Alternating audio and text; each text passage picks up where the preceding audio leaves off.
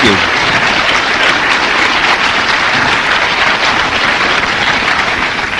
Thank you. It's very nice to be here. Can you all hear me?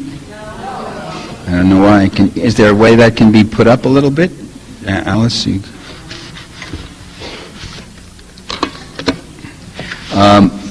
The subject is a vast one, and it's a very complicated one. I always talk about clarity, wit, and passion. I'm really not interested in the wit and the passion. I am interested in the clarity, and really the burden of my lectures is information.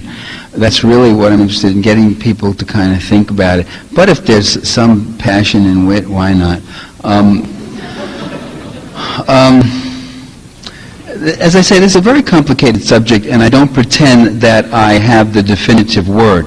What I want to give you is a sketch of it, an overview, and try to put it into some kind of perspective. And as I say, it's not the last word. And I also want to give you a lot of information about it, which I'm putting together for a new book, not Dirty Truth, which is coming out in a couple of weeks, but another one I'm doing, which will be out in the fall, called Memories of... what is the name of it? Memories of a Future Politics is the name of the book. And that might not even be the name of this talk in part. That's part of what it is. I think the overthrow, and I call it not the fall of communism, but the overthrow of communism took place, and much of the credit for this should go to the Western forces that tirelessly dedicated themselves to that task, using every means available short of outright nuclear attack. The end of communism came with remarkably little violence. The communists gave up power almost without firing a shot. Maybe the one exception was in Romania, where there were some killings. 3 deaths in Poland. Lech Wałęsa bragged, he said, "We took over power, we overthrew the communists without breaking a single window." Well, that says more about his opponents than about him, really. I mean, that says something because it doesn't fit the picture that we've been given of unscrupulous totalitarians who will stop at nothing to maintain power over captive populations. Why didn't the ruthless Reds act more ruthlessly? I mean, to be sure, these regimes have repressed their opponents. During Stalin's reign, people were executed, interned, forcibly relocated.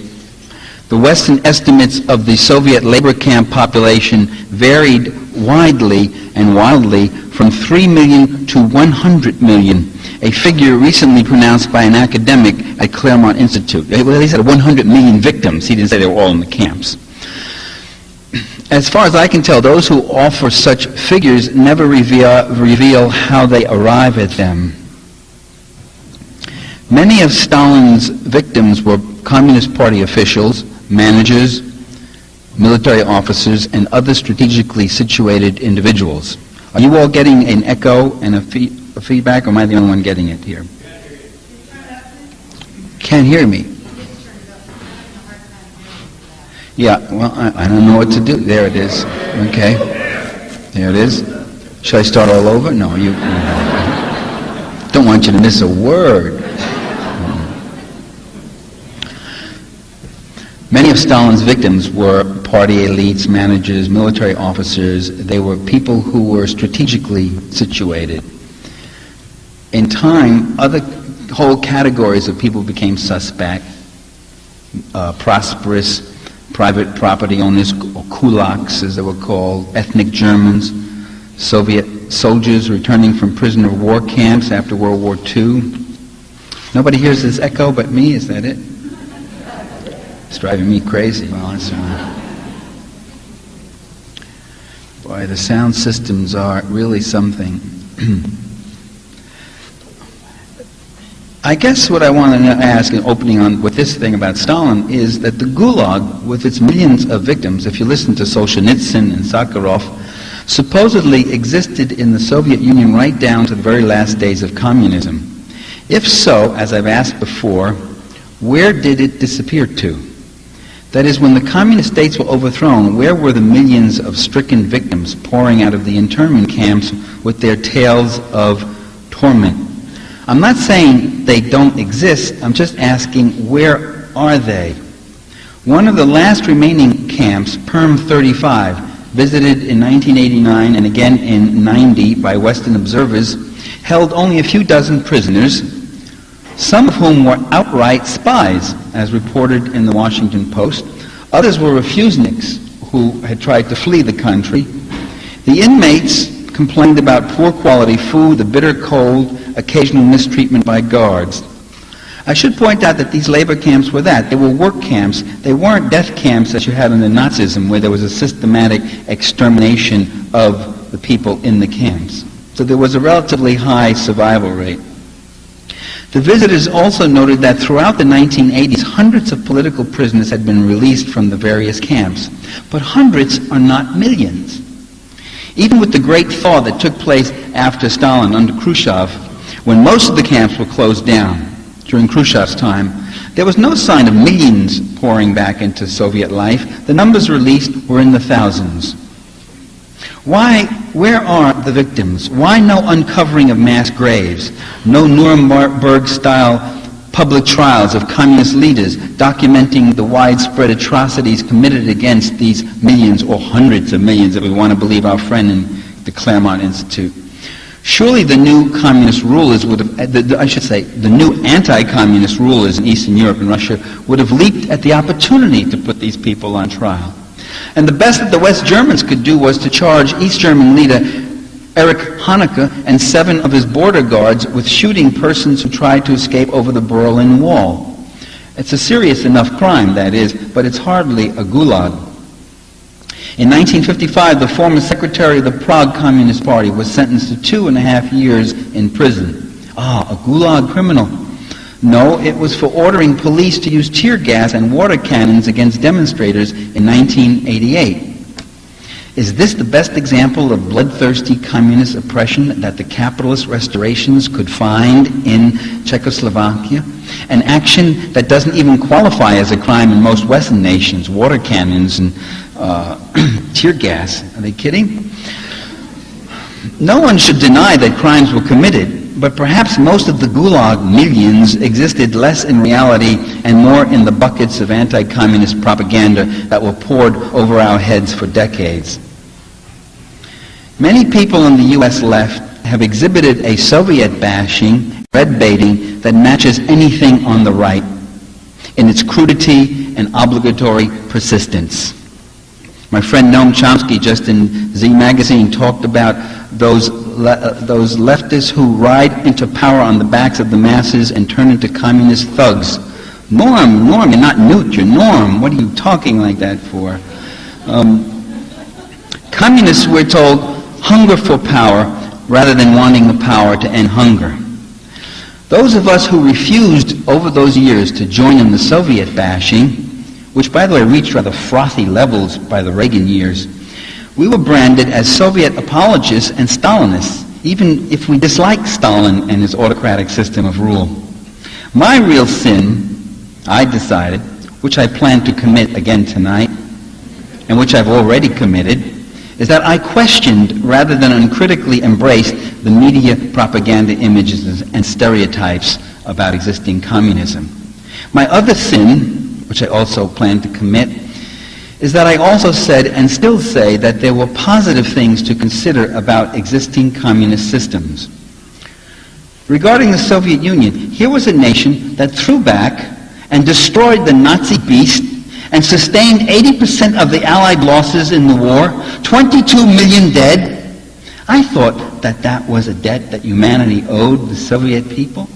Here was a nation that in 3 decades made industrial advances equal to what it took capitalism a century to accomplish, while feeding and schooling its children rather than working them 14 hours a day, as the capitalists did during the Industrial Revolution, and as capitalists are still doing today in many parts of the world. Here was a nation that provided vital assistance, material, military, medical, armed assistance to liberation movements in Vietnam, Cuba, Nicaragua, South Africa, Angola, and other countries. As Nelson Mandela pointed out, I heard him on a TV show in Washington when he was visiting here in 1990, and the announcer And the announcer, of course, was doing his usual thing. He says, well, the U.S. has done this and the Soviets have done that, so we know both. He's doing the balancing act. You have to always do that. Dumping on both of them. Said, what do you say, Mr. Mandela? And Mandela said, please do not denounce the Soviet Union. They have been our great friends and given us valuable aid in the struggle against apartheid and racism. Only Mandela could get away with saying that on national TV. Here was one of the few countries that, for all its injustices and dysfunctional structures, and I am going to talk about those things, be patient, did guarantee its citizens some minimal economic security. Here was another positive thing that's never mentioned: a country that performed the rescue and survival of 3 million Soviet Jews during World War II. I mean, many Jews were killed in World War II because many Russians, period, because they were just in the war and fighting. But 3 million Soviet Jewish civilians were saved, which is more than you can say happened to Jews in Poland and most of Eastern Europe, in Germany and Croatia. Left anti-communism was, and it still is, as orthodox and dogmatic as the mainstream or the more extreme McCarthyite varieties, in that it doesn't tolerate anything positive being uttered about existing communist systems, except possibly Cuba. For some reason, and the Cuban system is exactly a Soviet system. A one-party, women's federations, the role of the trade union movement, the role of the youth groups is exactly the same model. But Cuba is kind of looked at warmly, which is nice. I guess we'd be grateful for small things. Left anti-communism expects nothing less than a blanket condemnation of communist countries as Stalinist monstrosities, historic and moral aberrations. I prefer what psychologists call differential object appraisal. That you look at something and you see it in very differentiated things. Some things good, some things not so good. Regardless of what the political orthodoxy is, regardless of what the advice is about maintaining your credibility, and so making sure that you say these other things. In reaction to this anti-Sovietism, anti-communism, many communists overcompensated by going to the other extreme, by refraining from uttering or even tolerating, listening to a critical word about the autocratic or problematic features of the Soviet Union. Problem-ridden features. I got into more than one altercation trying to make a criticism of the Soviet system with friends and acquaintances in the Communist Party. I can recall a friend of mine, a party member here in the U.S., who assured me that there was no prostitution in the Soviet Union. I mean, here was a woman, she was in her mid-40s, a grown woman of some experience, saying to me that in this nation of, 300 million people, there was no prostitution. I remember, I couldn't believe it. I remember when I was in the Soviet Union in Moscow, the guide saying to me, there is no prostitution in my country. Another grown, mature woman. And I said to her, there may be no prostitution in your country, but there's a hell of a lot of it here in this hotel.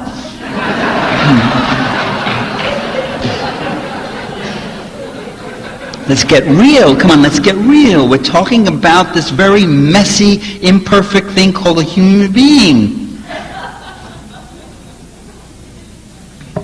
And the social organizations they developed, which are even more messy and imperfect than they.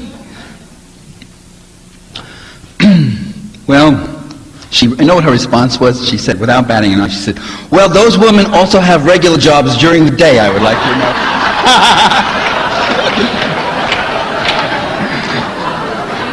Thereby giving new meaning to the term working girl.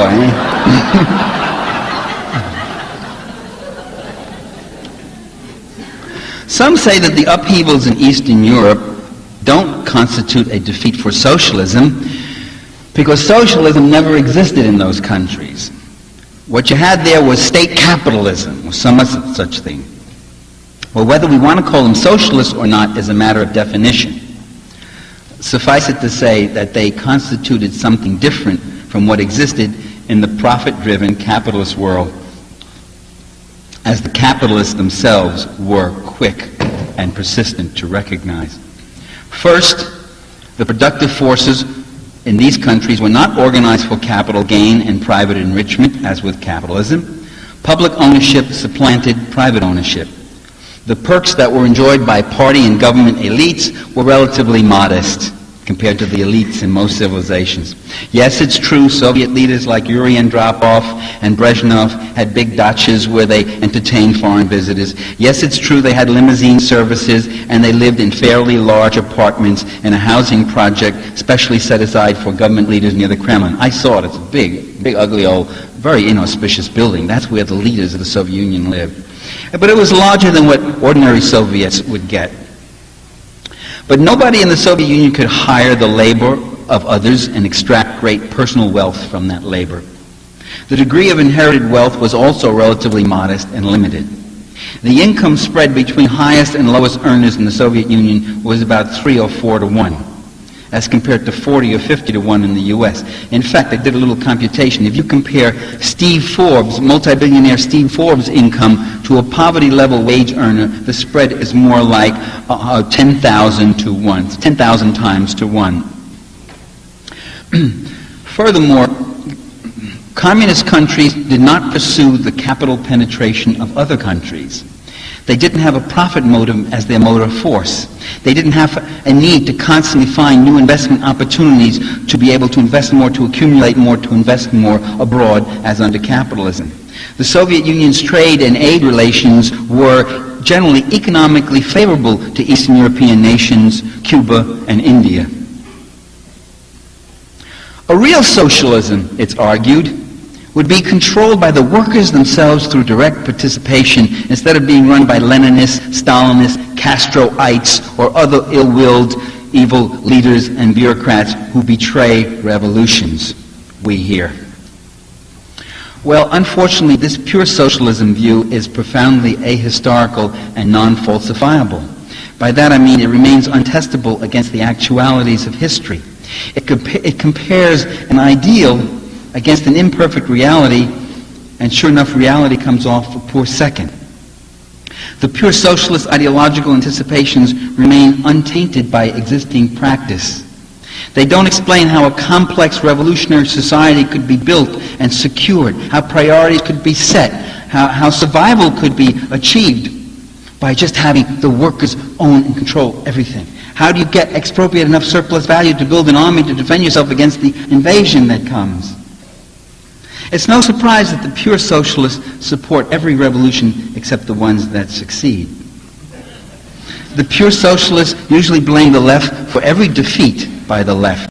They weren't vigorous enough, they weren't resourceful enough, they didn't mobilize the people enough, they didn't do this enough, they didn't do that enough, they didn't do this enough. They presume to know better than those engaged in the actual struggles. And it's unfortunate that they haven't found time to apply their own brilliant insights and leadership genius to producing a successful mass revolutionary movement in our own country. Writing in The Guardian in 1991, Tony Febo questioned this pure socialist position. I want to read you what he said. Quote, "It occurs to me that when people as smart, different, dedicated, and heroic as Lenin, Mao, Fidel Castro, Daniel Ortega, Ho Chi Minh, and Robert Mugabe, and the millions of heroic people who followed and fought alongside them, all end up more or less in the same place, then something bigger is at work than who made what decision at what meeting, or even what size houses they went home to after the meeting.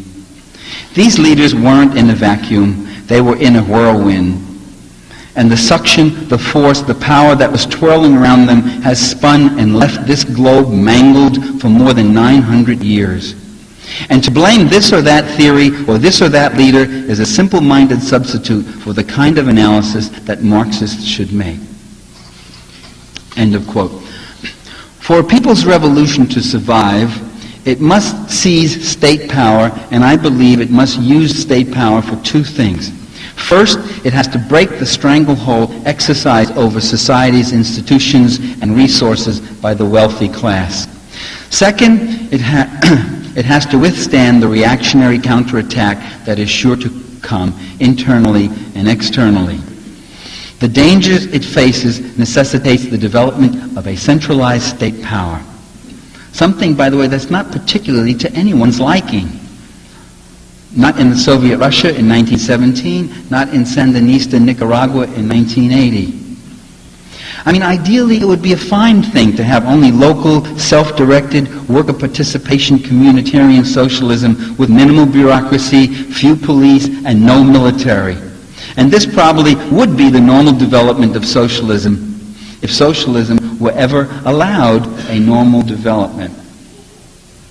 Throughout its entire 73-year history of counter-revolutionary invasion, I'm talking about the Soviet Union, throughout its entire history of counter-revolutionary invasion, civil war, forced industrialization, Stalinist purges, Nazi conquest, Cold War, arms race, nuclear threat, trade discrimination, economic embargo, the Soviet Union did not know one day of peaceful, normal development.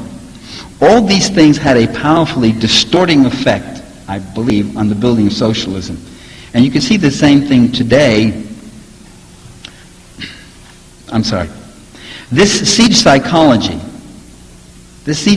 became very clear in the 1921 Party Congress when Lenin got up, remember, and he said to the worker opposition, he said, "No more opposition. We've had too much opposition. We can't take it anymore. Civil war, opposition from outside the party, opposition inside the party. No more, let's do away with it." And the Party Congress exploded in cheers, and the worker opposition was abolished. I mean, they were allowed to stay in the party, but they couldn't have an organized opposition caucus in the party anymore.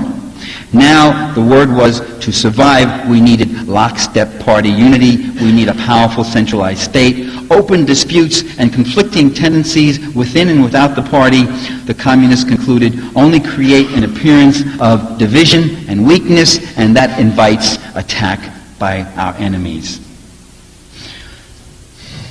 That same dilemma, by the way, that same problem of how do you develop a humane society while facing inhumane conditions, faced the revolutions we saw in our own day. The ones that confronted CIA-sponsored wars of attrition in Nicaragua, Mozambique, Angola, and elsewhere. A trail of broken little nations where the revolutionary baby was either strangled in the crib or was mercilessly deformed beyond recognition. The communist governments were further burdened by this incredible legacy of colonialism and maldevelopment. Many people don't realize it, but most of Eastern Europe, before World War II, and certainly after World War II, given the additional destruction, most of Eastern Europe was a third world region. Thousands of villages were reduced to rubble. Illiteracy, poverty, disease, coal, hunger was the common lot among the peasantry and much of the working class, as it was before the war. Capital formation was almost non-existent. The same was true of pre-revolutionary Russia. The same was true of pre-revolutionary China. Henry Rosemont, he notes that when the communists liberated Shanghai from the U.S.-sponsored Kuomintang reactionary government in 1949, the communists found that about 20% of the population in Shanghai, 1.2 million people, were drug addicts. And every morning, special crews of street cleaners, quote, would gather up the corpses of children and adults who had been murdered during the night or died of disease, cold, and starvation. Communism, ladies and gentlemen, I say it without flinching, communism in Eastern Europe, Russia, China, Mongolia, North Korea, and Cuba brought land reform and human services, a dramatic bettering of the living conditions of hundreds of millions of people on a scale never before or never since witnessed in human history. And that's something to appreciate. Communism transformed desperately poor countries into societies in which everyone had adequate food, shelter, medical care, and education. And some of us who come from poor families, who carry around the hidden injuries of class, are very impressed by these achievements and are not willing to dismiss them as economistic. To say that socialism doesn't work is to overlook the fact that it did work, and it worked for hundreds of millions of people. But what about the democratic rights that they lost? We hear U.S. leaders talking about restoring democracy to the communist countries. But these countries, with the exception of Czechoslovakia, were not democracies before communism. Russia was a czarist autocracy. Poland was a right-wing fascist dictatorship under Pilsudski with concentration camps of its own. Albania was an Italian fascist protectorate as early as 1927. Cuba was a U.S.-sponsored dictatorship under that butcher Batista. Lithuania, Hungary, Romania, and Bulgaria were outright fascist regimes, openly allied with Nazi Germany in World War II. So what democracy are we talking about restoring? The socialist countries did not take away any rights that didn't exist there in the first place. Now, all of this is not to deny that communist countries suffered internal deficiencies and contradictions that were real factors in their own demise. I'm not trying to blame it. I don't want to blame it all on capitalist encirclement. Oh, if it wasn't for capitalist encirclement. I remember talking to the Cuban poet and diplomat Pablo Almondes in Havana, in his house, and he said, by the way, himself often a critic of his own country, he said, but you know, most of our problems are really caused by our enemies. If they weren't here, we could have solved things and developed in such a different way. We would have had so many less burdens with military insecurity and this, that, and the other thing, and so forth. Still, I think there are some very real inherent problems in the systems that were built. All of them were burdened with a managerial economic system that tended to stagnate. And by the way, there may not have been any other choice. I'm not saying they were stupid and they shouldn't build it that way. I'm saying given the exigencies of the time, this is what they had to build. But what they had to build had in itself its own contradictions. So that it was a response to historical necessity, and yet it began to create problems of its own. The Soviets, for instance, produced many of the world's best scientists. They exported more mental brain power than the best mathematicians and physicists, too. But very little of their theoretical works materialized in actual production during the scientific technological revolution of the 70s and 80s. I mean, their industrial base was roughly still, by 1990, their industrial base was roughly still the one that Stalin had built. Gorbachev complained about, quote, the managerial system that rejects scientific and technological progress and new technologies, that is committed to cost ineffectiveness and generates squandering and waste, unquote. But it's not enough to denounce managerial inertia. We also have to explain why such practices persisted despite repeated exhortations from leader after leader. By the way, going back to Stalin, you can hear Stalin ranting about the bureaucrats. To Khrushchev, when Khrushchev was his assistant, as Khrushchev records in his memoirs. The fact is there were systemic imperatives that worked against innovation. Managers got paid whether or not risks were taken or new technology was developed. There was no incentive to innovate. There was a lot of incentive not to innovate.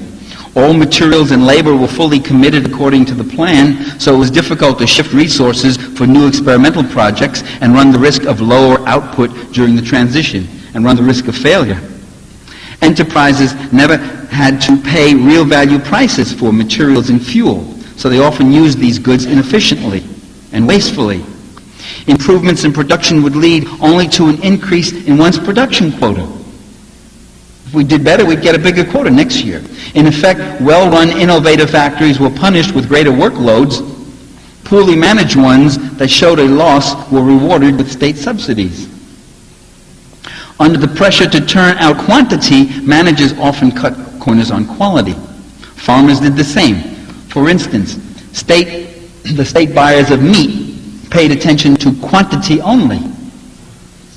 So the collective farms, what was their incentive? To maximize profits maximize income by producing fatter and fatter animals.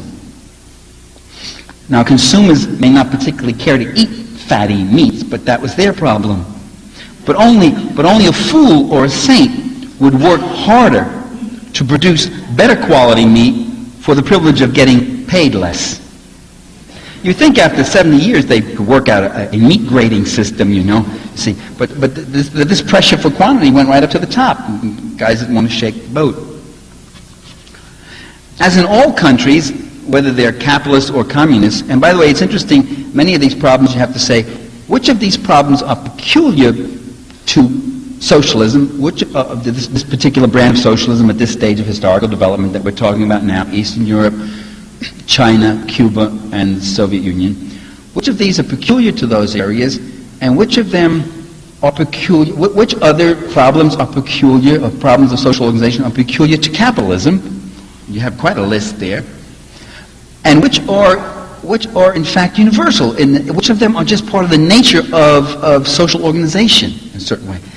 That's a whole other lecture maybe, I don't want to get into that. Let me just say that certainly bureaucracy, which is often ascribed to being a particular component of socialism, it was found in our society all over the place too. And we'll have some interesting things to say about it later from the East German perspective. Bureaucracy tends, whether it's capitalist or communist, tends to become a self-feeding animal.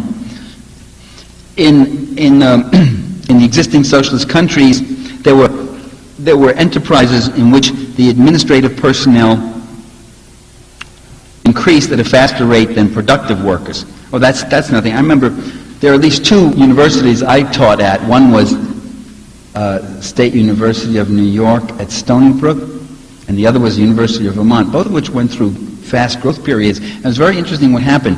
The student body would go up about 20% over a certain number of years. The faculty would go up about 24%, 18%, something like that, roughly in the same range. And administration would go up 70%. And we'd say, what do all these guys do? What is the assistant, associate, deputy, dean to the curriculum of this and that? What does this guy do besides call each other up and keep each other busy and sending us all these memos that we had to fill out because they had some idea about this and that?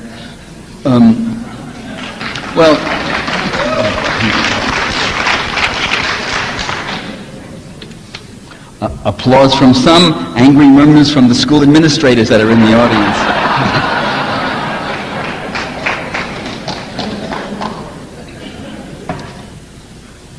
There were enterprises in socialist countries. A factory with 11,000 production workers might have 5,000 administrative staff.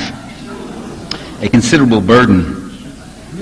The heavy bureaucratic mode of operation did not allow for critical, self-corrective feedback. The fate of the whistleblower was the same in communist countries as in our own. Those who exposed incompetence and corruption were more likely to run risks than receive rewards. It also led to a rather out-of-touch leadership. In 1990 in Washington, D.C., I attended a press conference held by the Hungarian ambassador who announced that his country was abandoning their socialist system because it didn't work. So I raised my hand and I said, "Sir, why didn't it work?" It'd be an interesting discussion. And he said, "I don't know." And I wanted to go up and grab the guy by the lapels and say, "Schmuck, listen, you," excuse me, New Yorkism there, you are one of the people presiding over this process, and you admit you have no idea what was going on in the process. It's rather remarkable, isn't it? Well, by the way, I'm using the past tense, but just about all the problems that I'm talking about still exist in the remaining communist states of North Korea, Cuba, and Vietnam. If you talk to the inhabitants of communist countries, you discovered that they complained less about an overbearing totalitarianism. That's what we always got in the media, this totalitarian thing weighing on us. And their complaints generally were rather the opposite. What we used to hear was that they more often complained about the absence of responsible control, that nobody seemed to be minding the store. Maintenance people failed to perform needed repairs. Occupants of a new housing project regularly refused to pay rent and no one bothered to collect it. Poor management and harvesting, storage and transportation caused as much as 30% of all produce to be lost between field and store. Tons of meat were left to spoil because they'd never got it together with proper refrigeration. And not surprisingly, there was ample opportunity for corruption and favoritism. The factory director who accepted bribes to place people at the top of a waiting list to buy cars. The deputy minister who got caught using state materials to build his vacation home. Rewards seem to lie in operating around the system or even against it. If you operated that way, that's when you got rewarded. For instance, the poorer the restaurant service, the fewer the number of clients. The fewer the clients, the less work, and the more food left over that I could take home or sell on the black market. The last thing that restaurant personnel wanted was satisfied customers who would keep returning to dine at the officially fixed, artificially low prices. I mean, that's why the restaurants were so awful under socialism. So the system actually offered many disincentives. In 1979, Cuban leader Raúl Castro, Fidel's brother, complained about fraudulent work practices. He noted the absenteeism, faked work reports, deliberate slowdowns so as not to surpass work norms that were fixed at artificially low levels. In most communist countries, one got the impression that everyone as a worker seemed to be conspiring against everyone as a consumer. Now that's overstated. Obviously some things were done. I mean, buildings were built, people had clothing, the books were excellent. They were the one product that they produced which were made of excellent quality. The public transportation system was excellent. I mean, so there were some things. I mean, so obviously some people were doing some work. Communists, I don't want to overstate it, but I'm giving you what a major problem was. I remember one Soviet guy said to me, you people are tired from working so hard. Because I said, you don't work as hard as we do. He said, you're tired of working so hard, we're tired of waiting on lines all the time. And I thought, well, if you work a little harder, there wouldn't be so many lines. Communist economics had an Alice in Wonderland aspect to it. In that, I mean, it's rather remarkable that the price of just about every commodity and service bore no relation to the actual cost or value, except for expensive luxury items. With prices held so artificially low, there was a great disparity between purchasing power and the supply of goods and services, and this in turn affected work performance. I listened to an East German friend complain about poor services and inferior products. He said, the system doesn't work. This doesn't happen. You go to the hospital and they haven't washed the floors, and the woman who was supposed to wash them won't do it, and she doesn't show up for work. It doesn't work. The system doesn't work. And I remember saying to him, but Klaus, what about the free education, the public health care system, and the numerous other social benefits that are so lacking here in the United States and in much of the capitalist world? Aren't those things valued? And his response was very interesting. He looked at me and he said, oh, nobody ever talks about those. And that shows you that people took for granted the way the human services and entitlements, they took for granted the human services and entitlements while they were hungry for the consumer cornucopia that they imagined existed for everyone in the West. Once our needs are satisfied, then our wants tend to escalate. Indeed, our wants become our needs. From Cuba to China, from Russia to Laos and Vietnam, there were intellectuals and professionals who had relatively good living standards, who yet wanted to live still better. They wanted to travel abroad. They wanted to see Paris. They wanted greater opportunities made available to persons like themselves. They wanted the same kind of opportunities that were available to persons of means in the capitalist world. By 1989, those who fled from Vietnam, according to a Washington Post story, were neither desperately poor nor persecuted political dissidents. To quote one, I don't think my life in Vietnam was bad. In fact, I was very well off. But it's human nature to always want something better. Another one, quote, they left for the same reasons we did, referring to some of the people. They wanted to be richer, just like us.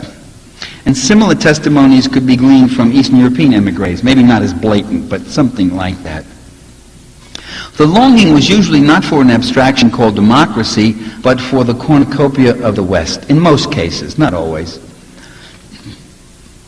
As living standards rise, so do expectations rise. People are not necessarily grateful for what they already have.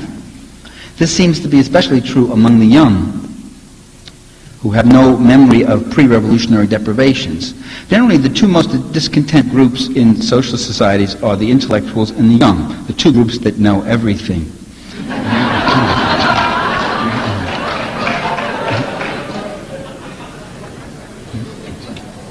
In Cuba today, many youth see no value in joining the Communist Party. They think Fidel has had his day and he ought to step aside. The revolution's accomplishments in education and medical care are something to take for granted. They can't get too excited about it. They're fed up with the shortages. For them, the revolution is history, something that their parents got all excited about. If they have any collective passion, it's for the latest clothing styles and music from North America. Generally, they're more concerned with their own personal future than with collective betterment or socialism. I remember when I first went to Cuba in 1974, the slogan at that time was, "Our only privileged group are our youth." And I remember saying, that's your first mistake. Now, see, even in the best of societies, there may not be enough rewarding jobs.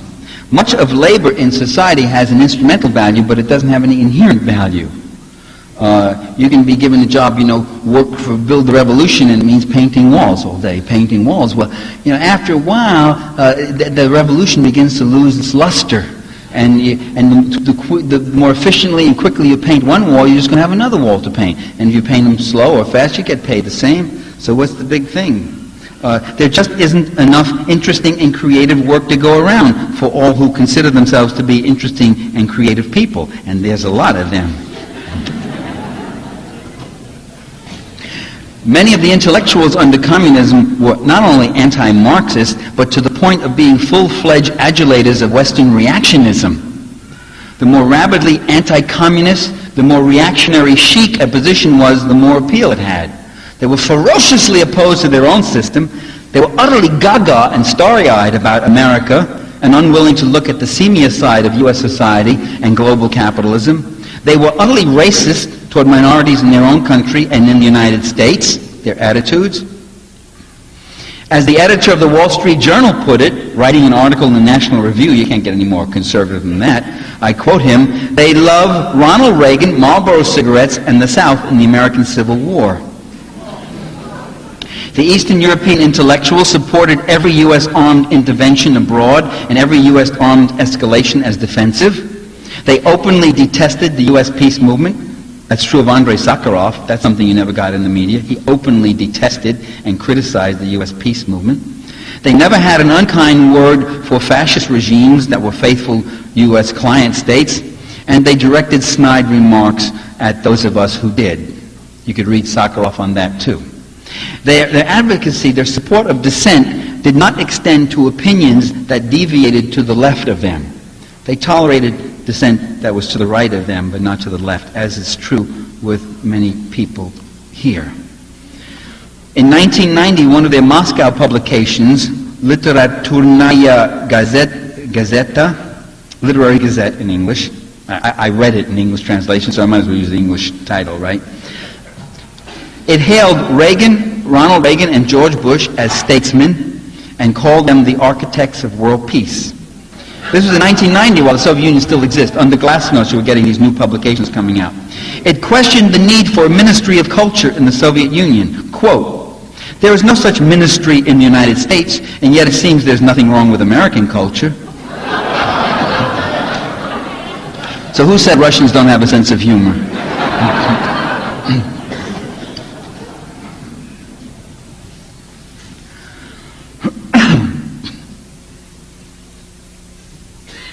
Many of them thought that they could keep all the securities of communism and overlay it with capitalist consumerism. They thought that if they were laid off from work, if their factory was privatized, the government was going to find them another job. You can talk to Polish workers. They just assumed that everything they had was going to stay and they were going to get this other whole new thing. They didn't get it. Now they're getting it. Boy, are they getting it right up the kazoo. Now, by the way, not everyone swallowed the free market mythology. In the 1989-91 period of overthrow and transition, there were opinion polls in Czechoslovakia, Bulgaria, Russia, and East Germany.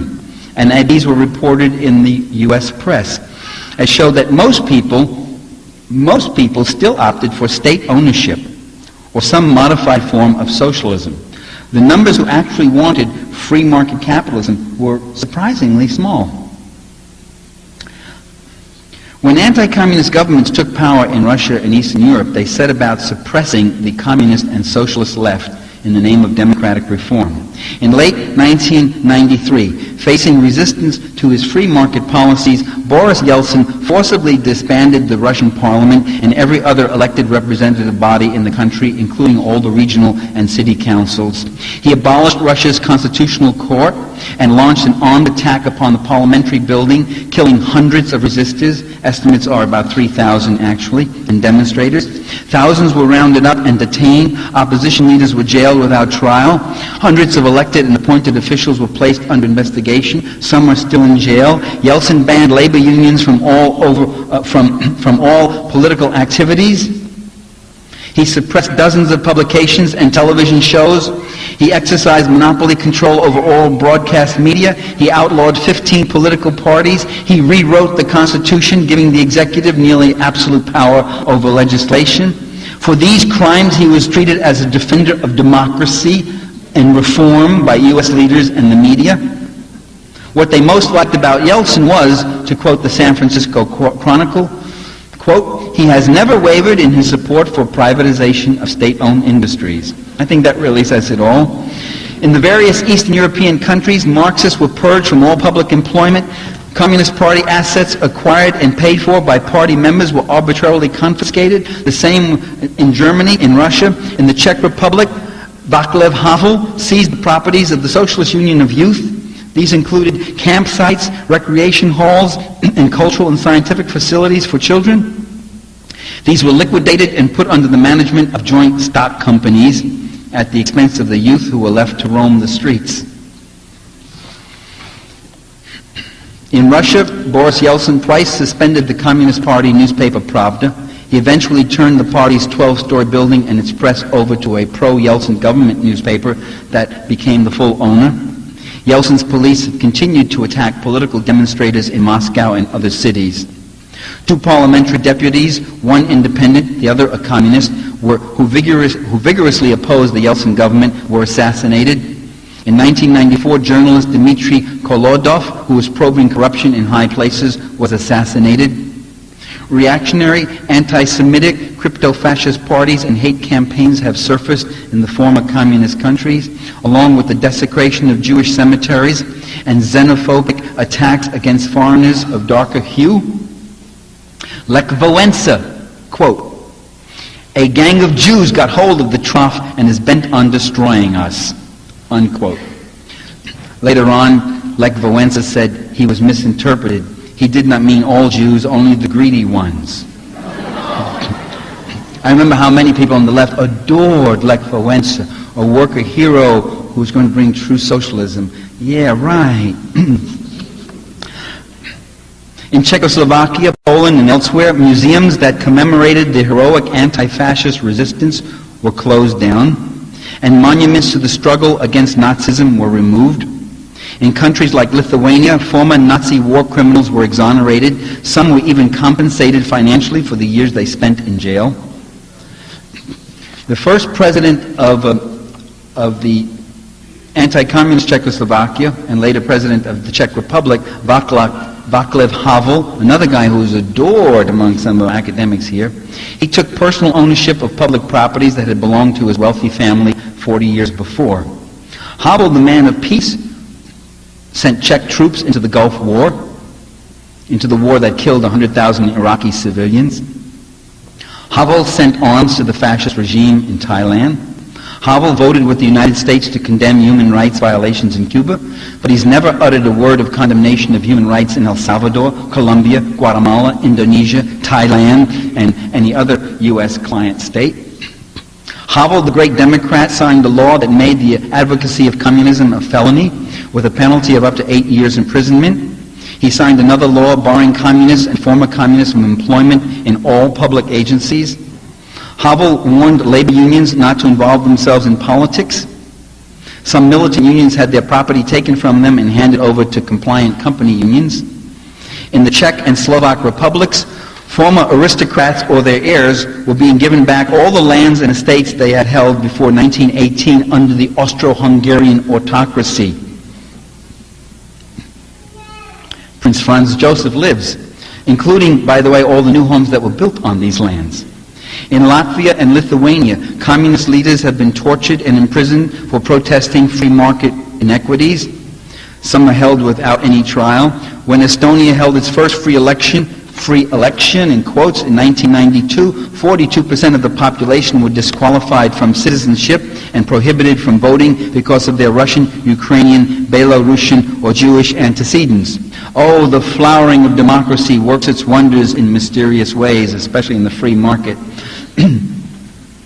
In 1990, as the Soviet Union was preparing for its fatal plunge into the free market paradise, Bruce Gelb, who was head of the USIA, told a reporter that the Soviets would benefit from U.S. business education because, quote, the vipers, the bloodsuckers, the middlemen, that's what they need. That's what needs to be rehabilitated in the Soviet Union. That's what makes our kind of country click. Quoted in the Washington Post, Bruce Gelb, one of the leading intellectuals of the Republican Party. The vipers and bloodsuckers have arrived in Russia, Eastern Europe, and China. Consumer goods are more abundant than ever. Thousands of luxury cars are on the streets of cities like Moscow and Prague. Rents and real estate prices have skyrocketed. Stock exchanges have sprung up all over China, Russia, and Eastern Europe. A new class of investors, speculators, and racketeers are wallowing in wealth. And with that accumulation of wealth comes, with the enrichment of the few comes the impoverishment of the many. The professed goal in these countries is no longer to provide a better life for everyone, but to improve opportunities for individuals to pursue personal gain and amass great fortunes.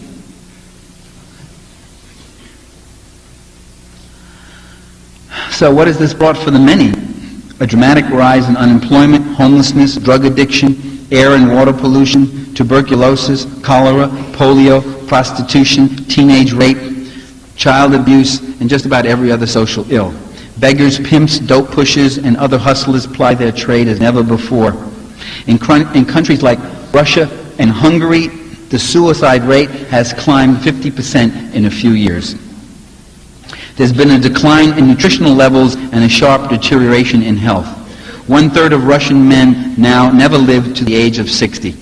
The death rate has risen nearly 20% for East German women in their late 30s, and nearly 30% for men of the same age. In contrast, where communist governments are still in power, Cuba, North Korea, and Vietnam, death rates continue to fall, according to that communist publication, the New York Times. That's where I got that one. Prominently displayed on page 24A, on the lower left-hand side in the deep, it was the 26th paragraph of a long article. Occupational safety is now almost non-existent, and workplace injuries and deaths have drastically climbed. In China, there are workers who now put in 12 to 16 hours a day for subsistence pay without regularly getting a day off. The market reforms in China have brought a return of child labor. See, that's why U.S. leaders like China, but they don't like Cuba. You hear these people say, well, we're friends with China, but we're still hostile to Cuba. How irrational. Just because you don't understand the policy, it doesn't mean they don't understand it. The key is the relationship of capital to labor. And in China, labor is being imprisoned. And in China, capital has been unleashed in its rawest, most vicious free market way. And that's not true in Cuba. In Cuba, nobody works 12 to 14 hours a day. In Cuba, the human services haven't been cut back. And that's the problem with Cuba. That's where Cuba still has to reform.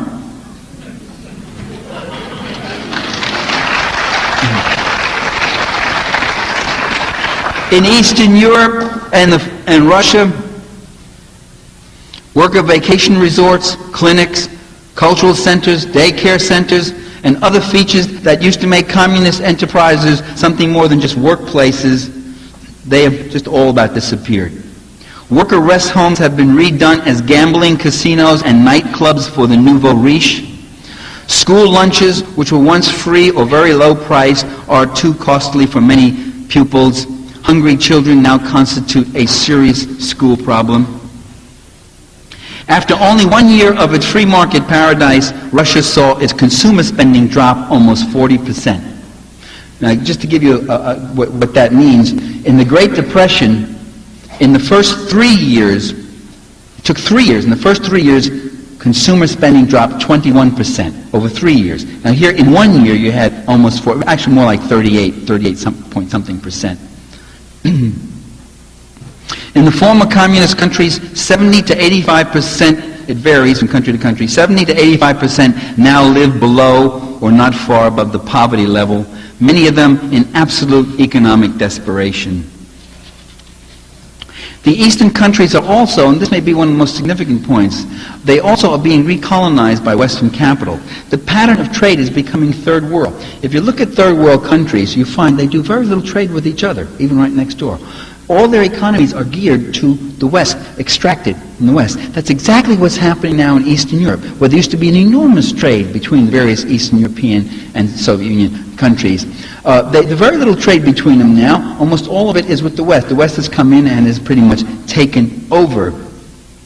Multinational corporations are moving into Russia to exploit the vast oil, gas, and mineral reserves with enormous profits, at little benefit going to the people. Big private companies will enjoy easy loans, cheap labor, speed-ups, broken labor unions, and no taxes. It's the third world all over again, ladies and gentlemen. U.S. timber interests, with the financial support from a venture fund sponsored by the Pentagon, our tax money, are preparing to clear-cut the Siberian wilderness, a region that holds 1/5 of the planet's forests and is the habitat of rare species. And this is being done over the protests of U.S. and Russian environmentalists. Private investment has brought a decrease rather than an increase in production. Understand that. State enterprises are being driven into bankruptcy as private investment comes in. In the Czech Republic, nearly 80% of all enterprises have been privatized, and most of them have been decapitalized. They've been rubbed out, in effect. Industrial production shrank by 2/3. In Poland, with privatization, production has shrunk about 1/3. In Macedonia, one of the breakaway republics of Yugoslavia, a labor representative noted, quote, "Privatization seems to mean the destruction of our companies. Macedonians complain about how work has taken over their lives. One has no time to care about others. There's no time even for oneself, only time for work and for making money." That was on the PBS report. Thousands of cooperative farms have been forcibly broken up over the protests of their members. Agricultural output has consequently plummeted in these countries. The new private farmers find they can't produce for a commercial market. They're unable to get loans or seeds or machinery. They're rapidly losing their holdings, or they're reverting to subsistence farming. Hungary's agricultural cooperatives, which by the way was one sector of the socialist economy that performed very well, but with privatization breaking up the cooperatives, farm output has plunged 40%, according to that biased communist publication, the Los Angeles Times. Now that's not stupid. That's not irrational or wasteful. That's the goal. The goal is to decapitalize Eastern industry and agriculture so it doesn't compete on the European market, to turn it into a colonized third world, a cheap labor, a cheap resource region. 1992, the Lithuanian government decreed that former owners and their descendants could reclaim land and other property confiscated during the socialist era. That meant that tens of thousands of farming families, about 70% of the rural population, has been evicted from land that they worked for over half a century, completely destroying the country's agricultural base in the process. In East Germany, much of the industrial and agricultural production was destroyed to prevent competition with heavily subsidized Western firms and farms. East Germans have a very interesting series of complaints that they're making now with unification.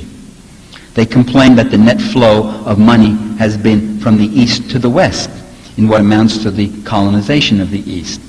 They complain that the free market is a myth, that the Western economy is fully regulated and rigged against the interests of the East. They complain that West German police are much more brutal than were the East German police.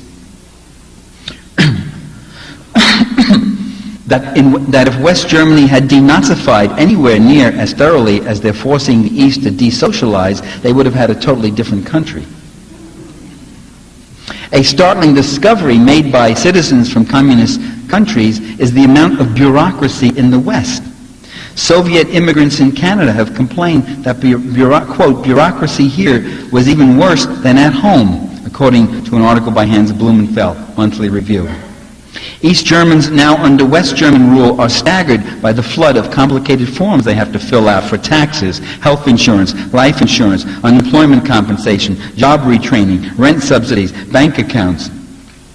Because of the kind of personal information they have to give, they feel less privacy than in the GDR, according to a report in Z Magazine. In Russia, organized crime now extorts tributes from 80% of all enterprises. Its tentacles reach right into the top echelons of government. Contract murders number in the thousands every year. Street crime has also sharply increased. In Hungary, there's been a 50% increase in murder since the fall of communism.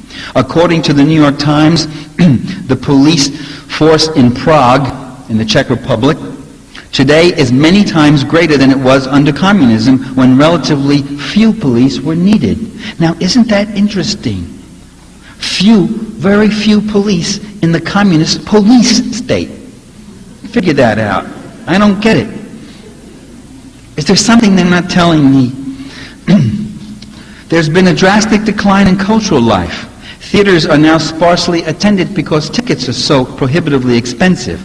Publicly owned movie industries in countries like Russia, Poland, Czechoslovakia, and the GDR that occasionally produced some worthwhile films are being defunded or bought out by Western interests, and they're now making cartoons, TV commercials, and music videos. Movie theaters in the Eastern countries are being taken over by Western chains, and they now offer many of the same Hollywood junk films that we have the freedom to see. Subsidies for the arts...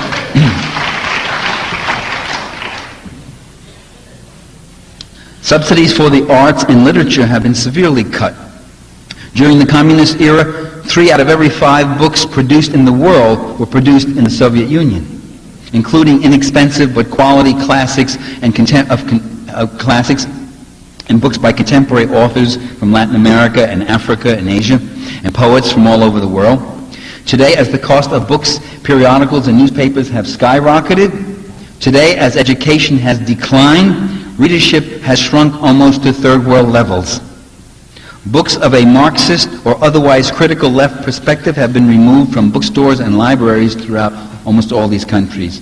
In East Germany, the Writers Association reported one instance in which 50,000 tons of books, some of them brand new, were buried in a dump after unification. The German officials can't quite get themselves to burn them like in the old days. Education is now accessible only to those who can afford the costly tuition. Curricula have been depoliticized, as they call it, meaning that a left perspective critical of imperialism and capitalism has been replaced by a conservative one. The same thing has happened in the news media. Both public and private media have been purged of leftists and restaffed by persons with acceptable ideological orientations, so that they're almost indistinguishable from our own media. This process of moving toward a pro-capitalist ideological monopoly has been described in the Western media as democratization and reform. There's also been a very sharp increase in gender inequality. The new Russian constitution eliminates provisions that guaranteed women the right to paid maternity leave, prenatal care, job security during pregnancy, affordable daycare centers, and all that. In all communist countries, about 90% of the women had jobs. Today, in the post-communist countries, women compose over 2/3 of the unemployed. Women are being driven from the professions in disproportionate numbers and are now advised against getting professional training. Prostitution is the one booming industry open to enterprising women in the free market, catering to foreign and domestic businessmen. Divorce, abortion, and birth control are more difficult to obtain. The financial and psychological independence that women used to enjoy under socialism is pretty much gone. You see how your own personal psychological independence is in part determined by social structures and social arrangements, what your options are, what your opportunities are, and all that. And that can be destroyed. In Russia, instances of sexual harassment and violence against women have increased sharply, as in the other countries. In Russia, the number of women murdered, primarily by husbands or boyfriends, has skyrocketed from 5,000 to 15,000 in the first 3 years of the free market paradise. For 50,000 a year. An additional 57,000 women were seriously injured in such assaults in 1994. These official figures, they understate the level of violence. The Communist Party committees that used to intervene in cases of domestic abuse no longer exist. Throughout Eastern Europe and Russia, many people now grudgingly, they're admitting that life was better under communism. I mean, that's even grudgingly being reported in the U.S. media. So there must be a lot of people saying this, if I keep hearing it so much, even in the U.S. media. There's a joke that circulated in Russia in 1992, after the first year of the free market paradise, and it went like this. Question: what did capitalism accomplish in 1 year that communism could not do in 70 years? Answer: make communism look good.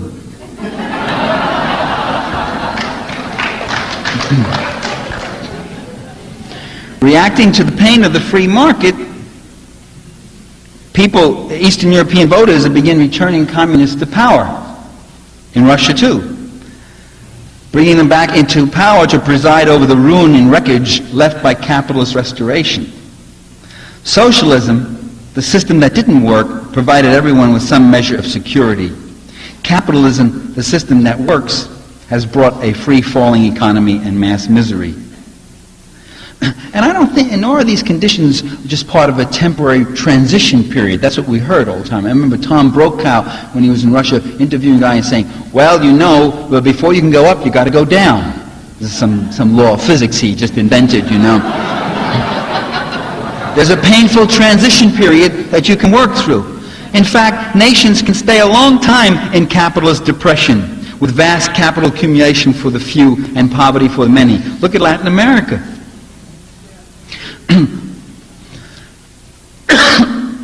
And these communist nations, I think, like all so-called developing nations, are likely to remain in poverty indefinitely, so that a privileged few can continue to enjoy unlimited opulence. Well, the people of these eastern countries wanted to be like America, at least a lot of them did, not knowing what America was like. And instead they ended up being more like the capitalist third world, the same direction that capitalist America is being pushed into. They've suffered, by the way, a momentous historical defeat. And the third world struggles have suffered a tremendous defeat because they can no longer get aid from East Germany or Soviet Union. And what do we learn from this? What I learned is that capitalism is not a benign system, brothers and sisters. It goes after everything. It leaves not a social program in place. It leaves not a tree standing. It leaves not a job or a home or a child feeling secure. It is a ruthless, self-devouring system that will take us and the planet down with it if we don't fight back, if we don't rein it in.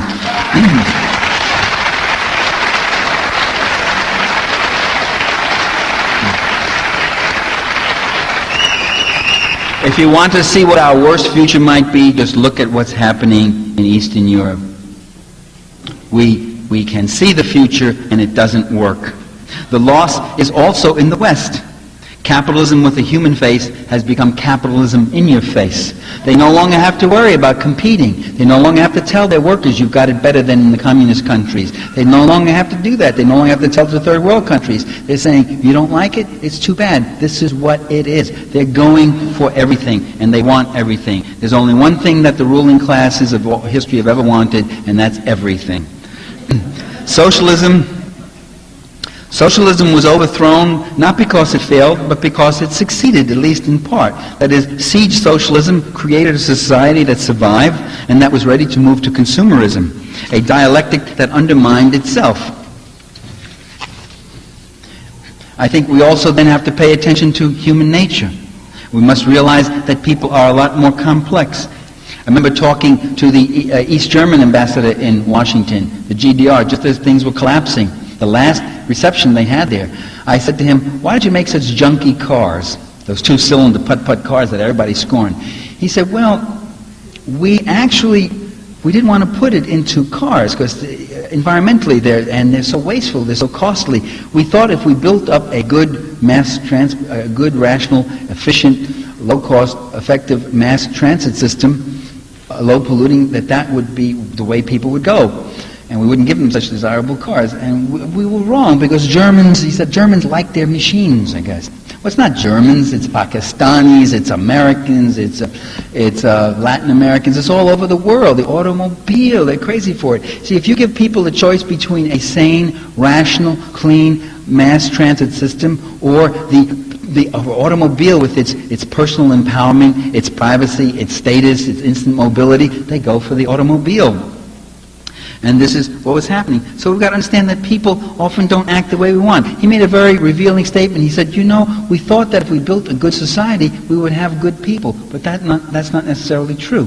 Well, it's debatable whether that was a good society, indeed. But the point is a very interesting one, that we have to look at the complexities of people, that people have a tremendous capacity for discontent, for wanting more and more. A human organization is a very hard and difficult and often self-defeating thing, that the more you organize it, often the standard operating procedure often leaves you dysfunctional for other kinds of things, that there are particular individuals waiting for their opportunities to be as rapacious and exploiting and victimizing as they can be.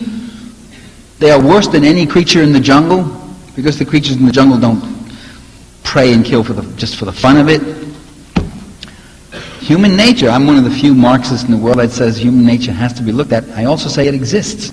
The usual view is, well, I don't know what you mean. You start talking about human nature.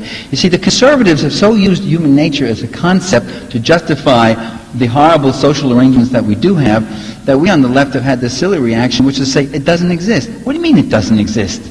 If human beings don't have a nature, we're the only entity in the whole universe that does. All things have a nature. This lectern has a nature. This microphone has a nature, not a very good one. This plant has a nature. We all have a nature. Oh, we're more like clay. And we're very malleable. Well, even clay has a nature. You can spread it just so far. You got to keep it moist. It can crack. It can do things. There are limits. And we have to then have expectations and understandings of these things and not be so naively enamored with our ideology as to not look at what people are actually doing and capable of. I think human nature is horrible. I think it's terrible. I think human beings, if you read history, it's just horrible. It's just horrible and disgusting and horrifying. The atrocities, the murder, the torture, the plunder, the madness of it. I mean, you can't read history without coming away feeling a very, very odd feeling about your own species, especially the male gender in it, you know. It's really amazing. They're horrible creatures. The women applaud, the men sit silently. But that's all the more reason. That's all the more reason why we need strong political organization. That's all the more reason why we need a liberating ideology. That's all the more reason why we need democracy. And democracy, we also have to keep power out of the hands of these avaricious ones, especially. Is Marxism irrelevant? Is it the bankruptcy of Marxism? No, Marxism is a system of analysis that critiques existing capitalism and imperialism. It has relatively little to say about socialism. In the communist countries, Marxism was doled out like a catechism. It didn't even relate to their lives. It was like us studying feudalism. It had to do with a different set of social relations than the one they had, although they were desperately in need of a critical theory of their own about their system, as I tried to, in a very sketchy way, map out here today. I mean, I've tried to do an awful lot. I mean, go to the whole range of the thing, and I know I haven't succeeded all that much in any of it, but anyway, you get what I'm doing. We need a strong alternative movement to move both against the Republicrats and Demokins, and not just locally, but nationally and internationally. We need more militancy and resistance. What can we do about it, if that's going to be the question? I'm going to answer it right now, so don't ask it. There are no easy answers. What are you willing to do? We can all do a little more, a lot more than we are now doing. Just look at the tables around the hall and sign up and get active. And finally, remember this, that history, Ladies and gentlemen, brothers and sisters, history never ends. The last page is never written. History is always being rewritten, and its best passages are not written by the princes or the presidents or the prime ministers or the popes. The best passages are written by the people. For all their faults, the people are all we have. In fact, we are they. Thank you.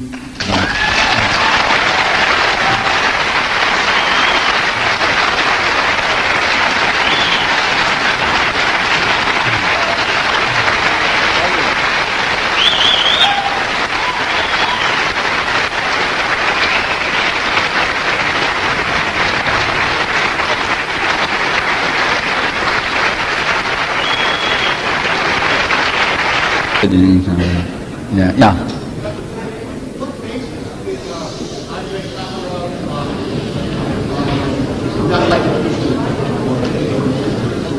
The question is, on what basis did Andrei Sakharov not like the peace movement?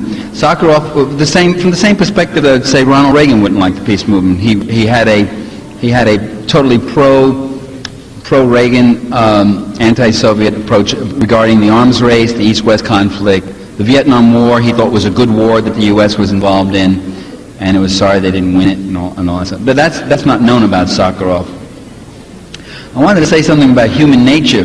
I said that human nature is rotten and horrible. It's also grand and beautiful and mediocre and all those things. I mean, all that whole range of things are our nature. That's what we got to deal with, that whole big messy splash. Yeah, so questions here? Yeah.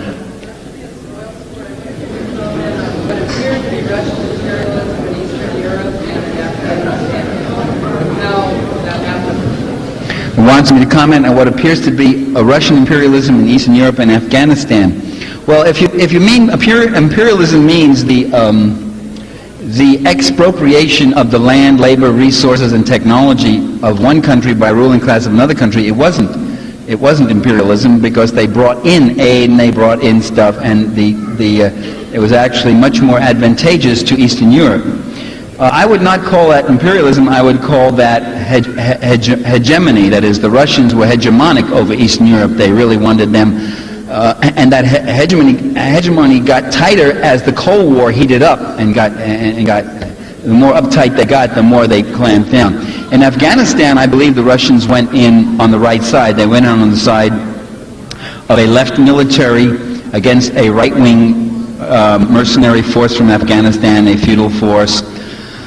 The feudal tribesmen and those people who had taken up arms because the Kabul government was calling for the equality of women, land reform, education of children, all these kind of things which they thought were just utterly horrible.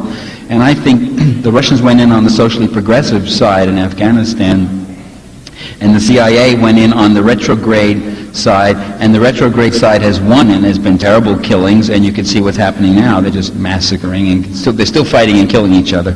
A bunch of fanatical.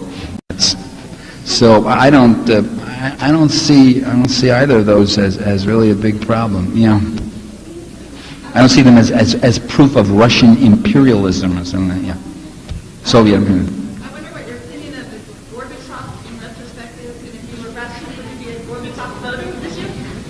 If I was Russian, would I be a Gorbachev voter? If I were, I'd be a rarity, an unusual creature.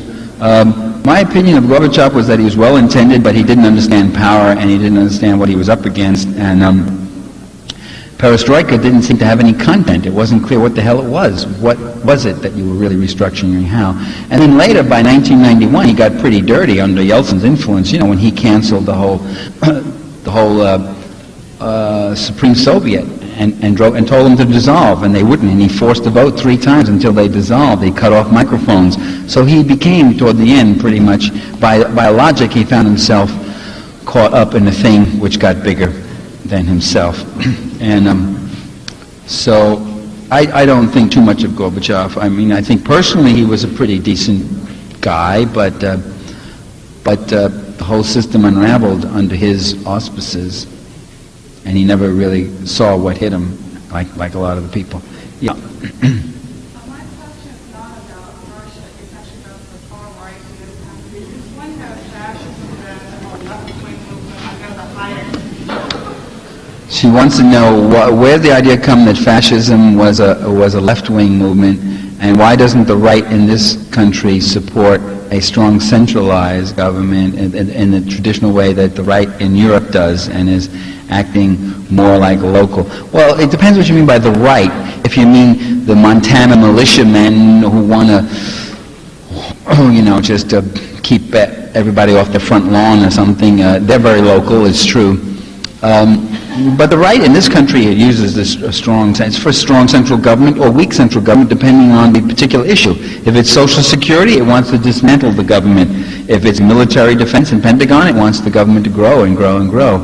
So it depends what it is. If it's corporate welfareism, it supports government spending. If it's welfare for people who are down and out, it doesn't support it because that weakens their moral fiber. The fascist Nazis left. Well, they had a left-leaning wing, the SA, the stormtroopers under Ernst Röhm, but they were wiped out fairly early. Hitler used the SA to win the battle of the streets and take state power, and then he used the state to crush the SA. And that the left tinge is simply, you get it with Pat Buchanan. It's a perfect mix. Pat Buchanan is against minimum wage.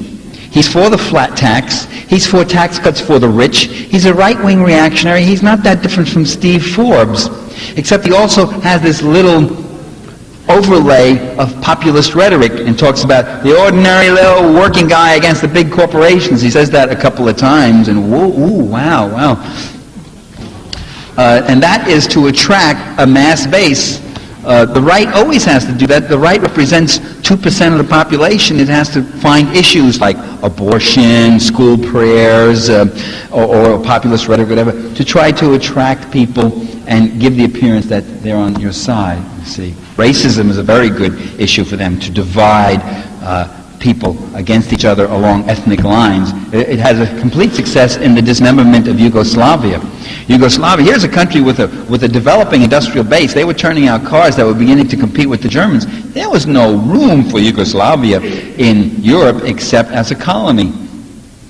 So you break it all up. You break it up in the name of freedom and autonomy and self-determination and the like. And you play on ethnic animosities to do that.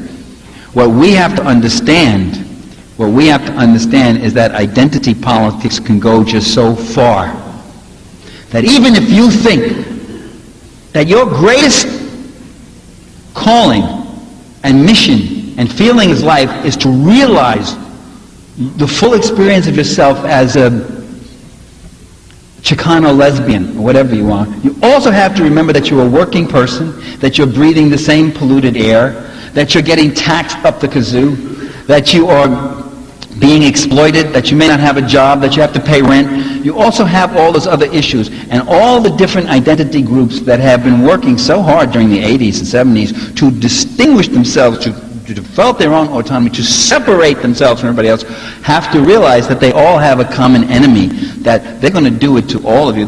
When they come, they will round up the gays, and they will round up the African Americans and the Chicanos, and they will round up, they will even round up a lot of angry white males like me and others in this audience. And what we have to realize is that all these issues, many of these issues are interlinked. That is not to reduce. There are particular issues that have particular grievances and particular histories and agendas.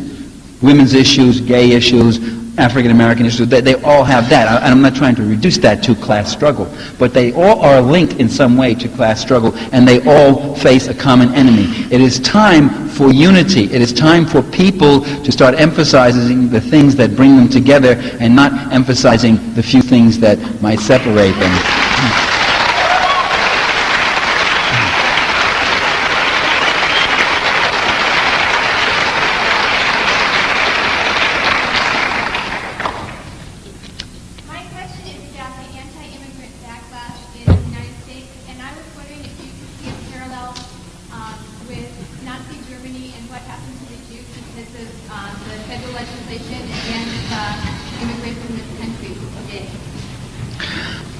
Yes, does the anti-immigrant backlash here relate to parallel to the Nazis?